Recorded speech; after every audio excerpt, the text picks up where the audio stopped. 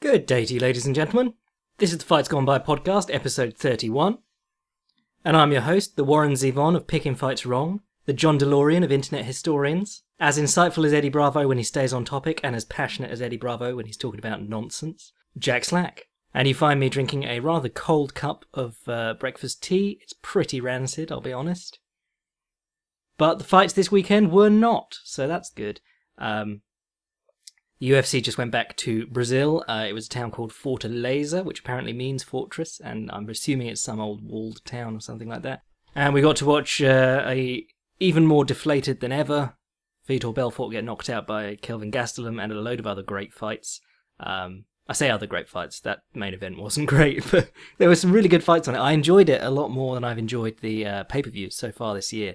And then I looked at the London card next week and I was like, why do you like Fortaleza more than London? UFC, what did we do to you? But that's Europe, you know. Brazil, they get a choice of events. If you're in a European country, you get one event per year, and it sells out instantly, even when they don't have a main event for it. When they're like, we definitely have a main event, guys.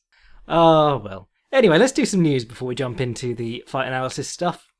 Not a whole lot of news this week. Eddie Alvarez and Dustin Poirier was apparently verbally agreed for UFC 211. UFC 211 looking like a really solid card, actually. That's the one headlined by Stipe versus JDS 2. They've got the women's strawweight title going on the line with Joanna Jędrzejczyk versus Jessica Andrade, one of my girls. Then you got Frankie Edgar versus Yair Rodriguez in a weird sort of we don't know what to do with Frankie Edgar fight. But, you know, that's a tough ask of Rodriguez. You got Damian Maia treading water against George Masvidal, whatever he wants to be called. Henry Cejudo versus Sergio Pettis. Yeah, really good card. But then they all start good. That's the problem. The problem we've had is dropouts and injuries. Well, actually, they don't all start good because the UFC London, but the pay-per-views tend to start better, and then they lose a load of fights. Anyway, elsewhere, outside the UFC, Vitaly Minakov, for years now I've been saying I would love to see Vitaly Minakov fight someone with a pulse, because he's one of the most promising heavyweights in the world. Well, that's, you know, it doesn't take a lot to be done, but he's one of the most promising heavyweights in the world, but he's fought, you know, no one even in the division of no ones that is the heavyweight division. But he's just been signed to fight Bigfoot Silva. You know, not ideal. It's not like a really solid opponent, but at least outside the UFC, Bigfoot Silva has shown that he can take a punch. You know, he's got the option to be back on whatever he wants to be on. So that'll be fun. Yeah, that's it. Oh, hang on. There was one more piece of news. I wrote a book. A publisher approached me a little while back asking me to do a book on Conor McGregor, because that's the one that that's the one that's attracted all the interest outside of the MMA bubble. I thought about it for a little while, and I thought, you know, when are you going to get the opportunity to write a paperback book? Ever. Let alone one that will reach as many people as a subject as popular as McGregor. So you'll remember when I was absolutely miserable because my workload at my actual job had been going through the roof. I was also working on this book, so that's why I was miserable, and I was writing almost nothing for Fightland late last year and the start of this year. And it's also why I'm so bored of Mayweather versus McGregor, because I have scoured through every word that either of them has ever said on the record about it, and nothing has ever changed. You know, in like the 2 years they've been talking about this, and still people send me stuff saying, "Oh, looks like it's actually happening now, Jack." The one this morning was some venue is apparently holding a date for it. I wouldn't be surprised if that's just some publicity stunt by the venue itself and nothing to do with anyone else. But the Lad Bible and Flow Combat are reporting it, so, you know. It's always worth just clicking on these things to check where they are claiming they got the news. And it's always sources close to, or a rumour in the Irish Sun. The Irish Sun Sports, by the way, has about 3,000 Twitter followers. If I were feeling Dana White-esque, I'd call them out on that and maybe call them an egg. But yeah, that's why I'm bored of that whole shtick. However, you know, with this book coming out, the best thing that Conor McGregor could possibly do is sit out for like the rest of the year and keep promising to fight Mayweather, keep him in the news without losing a fight. But no, I'm gonna rant about this book a little bit now because it almost killed me, and I've been keeping it on the down low for so long. Book's called Notorious. There's a bit back and forth about whether Notorious or The Notorious, and I've always been pretty against the use of the term The Notorious as like a standalone nickname. It also really annoys me when people list his name as Conor the Notorious McGregor, and you're like, that doesn't work. The Notorious Conor McGregor works, and that's fantastic. Or you can just be Notorious, which was what I wanted to do. So we did that in the end. Notorious, The Life and Fights of Conor McGregor. And basically, I took the chance to, firstly, I researched this guy's life to, the point where I was having dreams about him. So it's pretty well researched. But as George St. Pierre would say, I was obsessed with him. But it's a book about McGregor, but as soon as I announced this, there were loads of people who were like, "Oh my god, that sounds great," and loads of people who were like, "Oh my god, I love McGregor," and then loads of people who were like, "Oh my god, I can't believe you're writing a book about McGregor, or you've written a book about McGregor," blah blah blah, nut hugging, blah blah blah blah blah. You're just like, well, no, you don't even know what's in the book yet. I've made my reputation, what reputation I do have, off of trying to be impartial, unbiased, having a look at things from both sides, and I think generally I do a decent job of that. It's something you have to try out, and I make sure that when I'm talking about combat sports, I want people to respect my opinion on combat sports, even if they disagree with me. So I always try and lay out my reasoning. I try and look at things from both sides. It's exhausting. Like, I don't have time to do that with anything else, so a lot of my other views are just stupid, like a lot of people's views on everything. But on fighting, I really make sure to try and give both sides. So this book is about Conor McGregor, but more importantly, it's about how he has affected the fight game. Like, it's all about promotion and all that sort of stuff. But the UFC is a major character in it, obviously.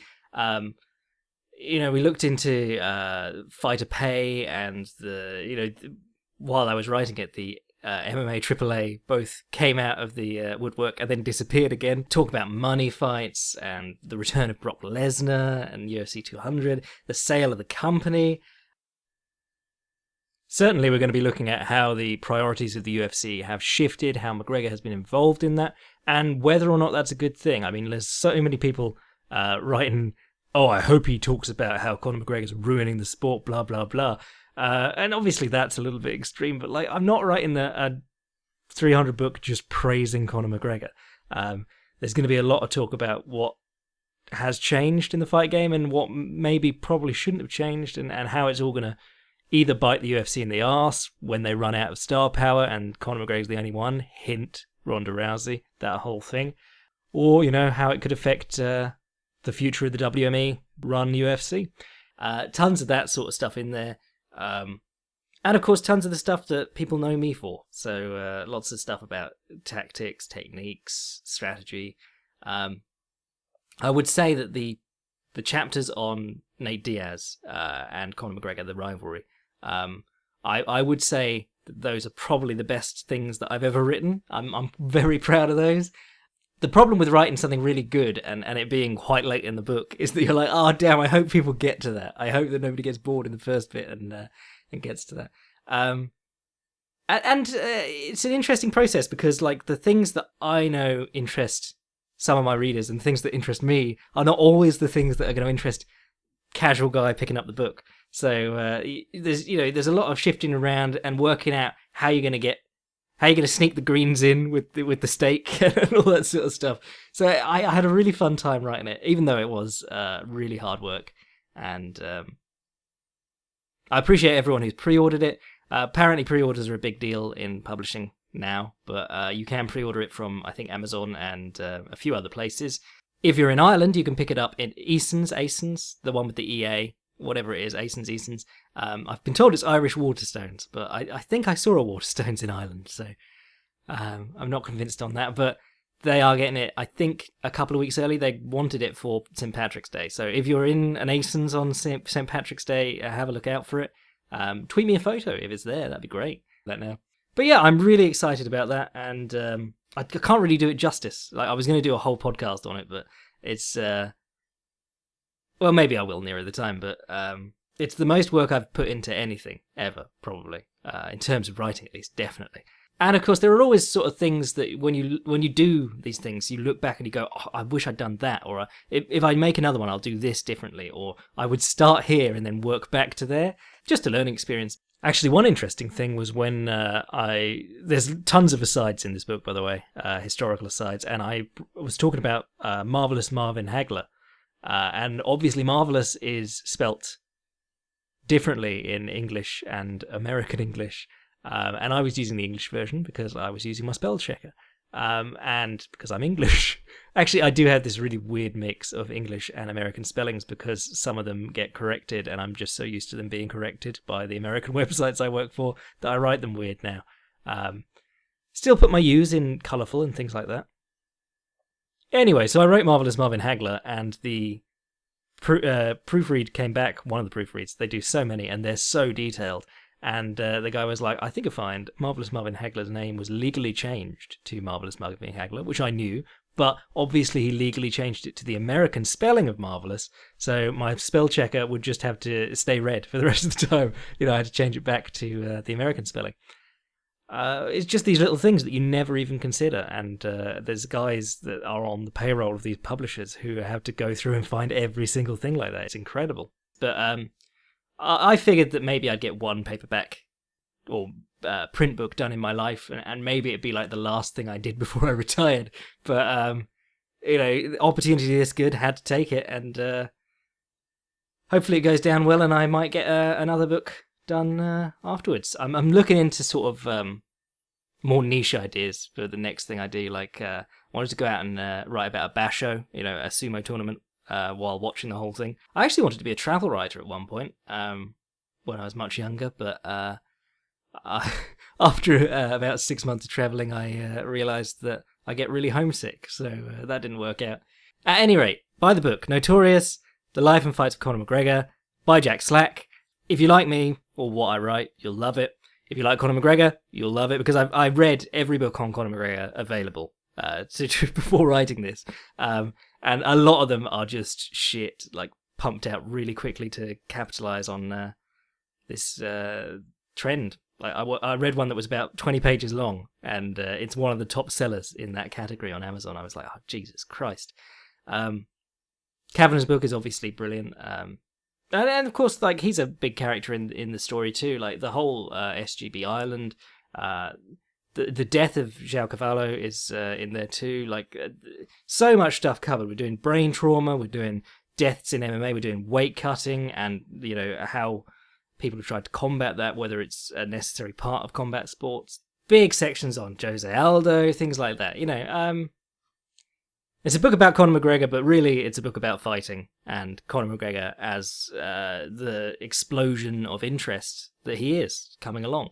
Yeah, I hope you enjoy it. Let me know what you think of it if you're in Ireland and you get it early. Right, let's talk about that fight night from the weekend.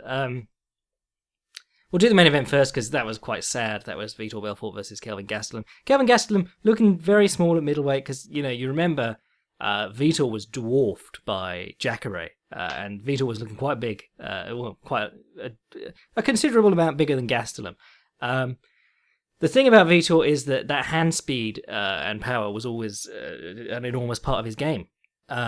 Whereas nowadays he has to try and sit back and counter, and he'll land like the first punch and he'll try running after them and he just won't get the second, third, fourth punch in. Overwhelming people was what Vitor did at his very best. And that's why he was so terrifying. But obviously, as your physical attributes wane, it's a lot harder to do that. It was interesting that the stance matchup, I think that really favoured Gastelum and was disadvantageous to Vitor, because Vitor loves the left high kick through the open side, because if you're against an orthodox fighter, Vitor is a southpaw, if you're against an orthodox fighter, that left leg's coming through the open side. Also the left straight, big part of Vitor's game. Whereas the jab is a big part of Gastelum's game, and if you're a southpaw and you meet another southpaw and you were already using your jab a lot against orthodox fighters, where it's harder to get that jab in, it's a lot easier once you meet another southpaw. So I think that worked out better for Gastelum, that style matchup. But the wheel kick from the Rockhold fight, that turned up. Gastelum moved himself onto the cage by accident for a moment, and Vitor tried to wheel kick his head off. Very cool.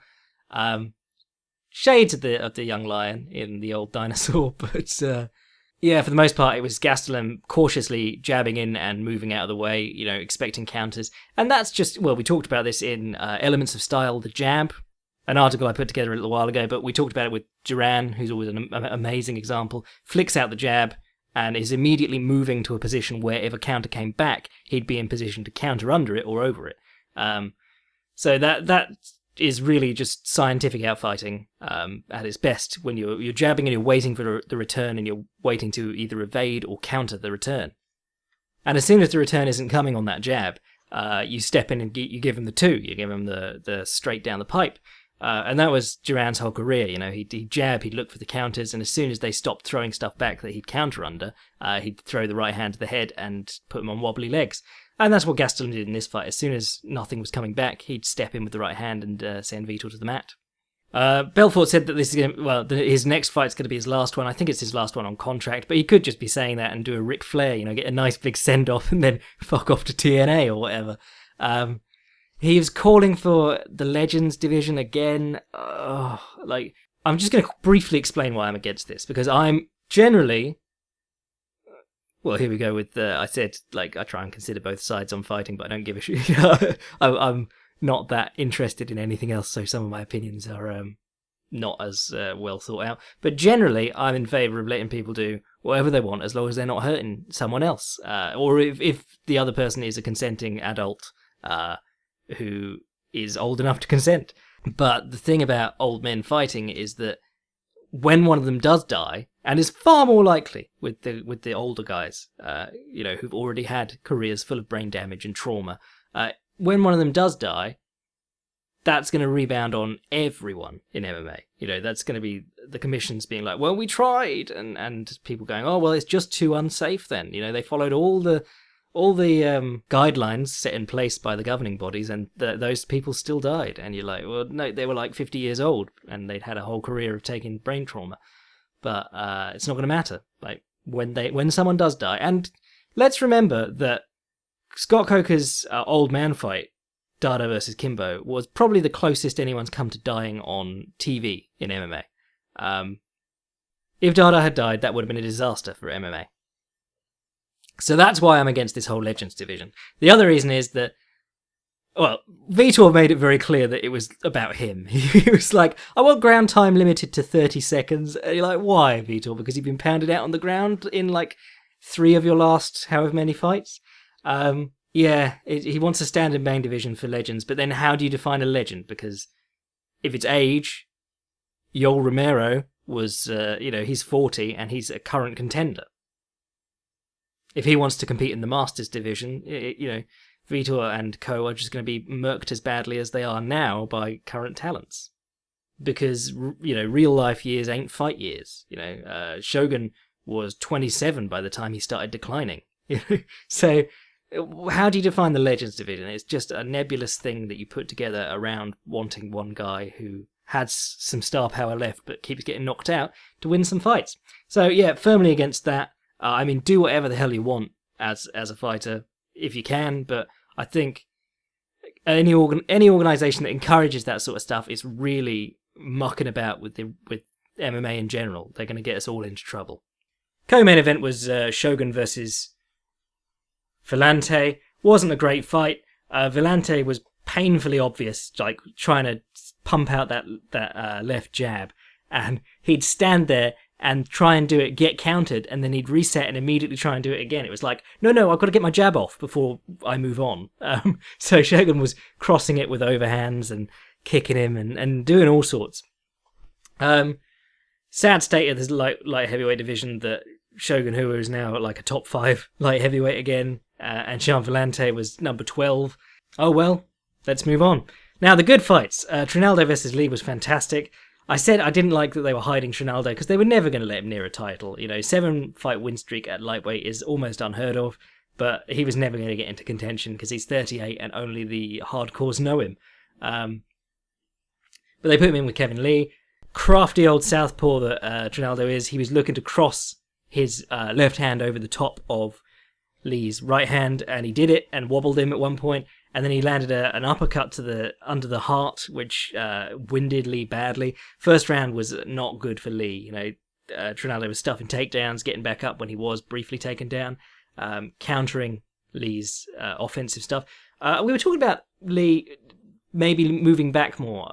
We were talking about how he wasn't really using his length by constantly moving forward in his last fight, and you actually saw some of that in this fight.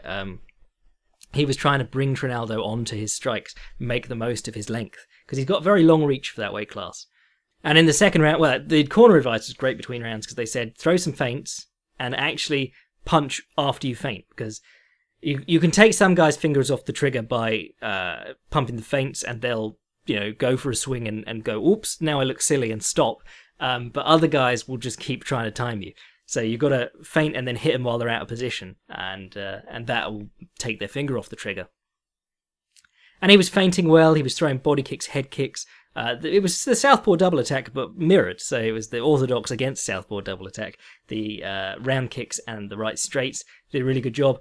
Wobbled Trinaldo with a high kick. Trinaldo ran in for a takedown. Did the old Sakuraba Uchimata with the hand on the floor handstand thing. And they ended up, Lee mounted him along the fence, got the back. I thought he was slipping off, but he did a really good job of maintaining control, getting the choke, finishing. Really good fight, both boys, and very, very good win for Kevin Lee. And a nice problem solved for the UFC, because Trinaldo was picking up all these wins, and you're like, how are you going to market this guy against Conor McGregor or Habib or Tony Ferguson?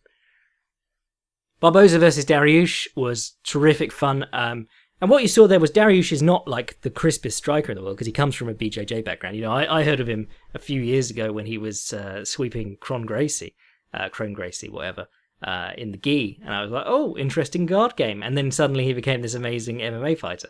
That's Cordero for you. He gives guys confidence. And, they're not always the fundamentally most crisp, but they are principally quite sound.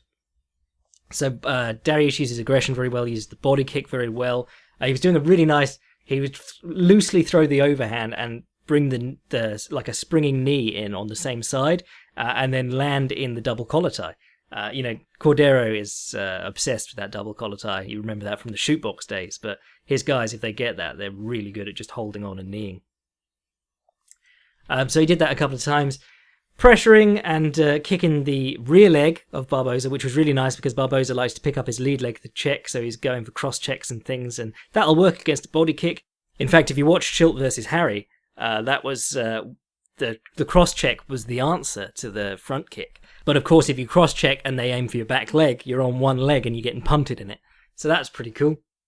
Actually, Tim Means was cross checking Oliveira's body kicks right from the start, and Oliveira stepped in with the right hand and used his left hand to grab Means behind the raised leg and throw it off to the side and then try and get in another punch. Really cool little technique. Really more savvy than a specific technique. Anyway, returning to Barboza versus Dariush, what really helped Barboza in that fight was firstly his footwork. He was remembering to immediately get around to the other side of the cage whenever he felt like he was near the cage. Constantly moving into the space, but his kicks, we're always talking about his kicks because they are powerful and they leave these big dents on people's legs. But what's important about Barbosa's kicks is that they come up very quickly. It's not necessarily the power, it's the fact that they're so fast. He can throw powerful kicks straight out of the stance. And that means that when he's moving backwards, the whole thing is that keep moving the kicker backwards and then they don't have as much chance to get on one leg. You can't retreat while you're physically on one leg, and it can mean like a guy coming down the center with a straight right or something while you're on one leg. But when you're quick enough that if there's a brief break in the action, you can body kick and then move away, that's what was saving him. That and right hands to the body slowed Dariush down nicely. But I think he was losing the fight when he picked up the knockout, so it was a very impressive knockout. Doubly impressive because he timed Dariush ducking in, but he'd just eaten a jab to the face, so he was essentially blind when he was jumping for the knee, and he still got it perfect. Absolutely brilliant. Not a bad performance by Dariush. I mean, that much better technical strikers have got in with Barboza and been embarrassed, so... Yeah, it's another one of those fights that proves principle often beats number of reps on specific techniques and things. So Dariush did a great job. Certainly nothing to sniff at. Barboza probably coming up on a top 5 lightweight, and Dariush gave him a very hard time. And for Barboza, great work, So that was a really good fight. If you haven't seen that one, that and Trinaldo versus Lee are the ones worth seeking out. There was some other good stuff on the undercard, and then Betchka Hare got kicked in the head and punched herself in the face on the main card. I'm not going to tease Betchka Hare too much because she's still doing it, She's got the whole world laughing at her every time she gets in the cage, and she still does it, so fair play to her. And she's always game. Right, let's do some questions. Hey Jack, big fan here. I love your podcast and your articles. Thanks to you, I've been paying more attention to the lesser known fighters who are coming up, or have just been ignored by the mainstream fan base. But I was wondering who are your favourite UFC champions to watch and why? Right, I'm going to have to check who the UFC champions are because almost none of them have title defences at the moment. I like Joanna Champion. She's always fun to watch. She's someone who, though the level of striking of her competition isn't particularly high, Jessica Penne, Carolina, and people like that, Claudia Gadelha, who mainly is a 2-round fighter who throws one big punch at a time. But Champy is a really good, interesting fighter who does a lot of interesting things on the feet, like the right straight to the body, there's pivoting offline low kicks. There's things that even the better men in the men's divisions could definitely learn from watching. The elbows while in the single leg, the Jeremy Horn style palm on the face and then let it slide off and elbow come through. Stuff like that. We're counting Jose Aldo as a champion, right? Because actually, let's count Jose Aldo and Max Holloway, because I would say that they're 2 of my favourites to watch. And then Conor McGregor, obviously. It's people will get butthurt about me saying it, but the guy is absolutely fascinating to watch. And I just tune out for the promotional part for the most part. Actually, while writing the book, I did watch every single presser he's ever done. So I'm kind of bored of it. But for the most part, I used to just ignore all the press stuff and enjoy him as a fighter, because as a fighter, he is something unique and truly incredible. I'm looking forward to Cody Garbrandt's first defense, because what he showed me against Dominic Cruz was like nothing I'd seen in his career up to that point. It was a real case of rising to the occasion. So I can't wait for him to be... I think it's TJ's fighting next. That should be an excellent fight. If that one goes 5 rounds, that'd be brilliant. I'd love that. Cheers, Marcel. Hello, Jack. Fight IQ is a term thrown around a lot in MMA. During last week's UFC event, John Anik said Edson Barbosa's fight IQ has increased in recent years. We consistently see this in MMA, where a fighter has the athletic potential but can't win against big names, or a fighter who is a beast in the gym but can't translate it to the cage. Is a fighter's ability to put it all together an increase in fight IQ? Or can it be that they had a mental breakthrough that's allowing them to perform and flow freely? If you could please speak on a fighter's natural fight IQ and the ways of possible growth in that area throughout the career, it would be appreciated. Thanks, as always, Ian. It could be fight IQ that's improved Barboza. I can't really remember many of his earlier fights except those thudding low kicks.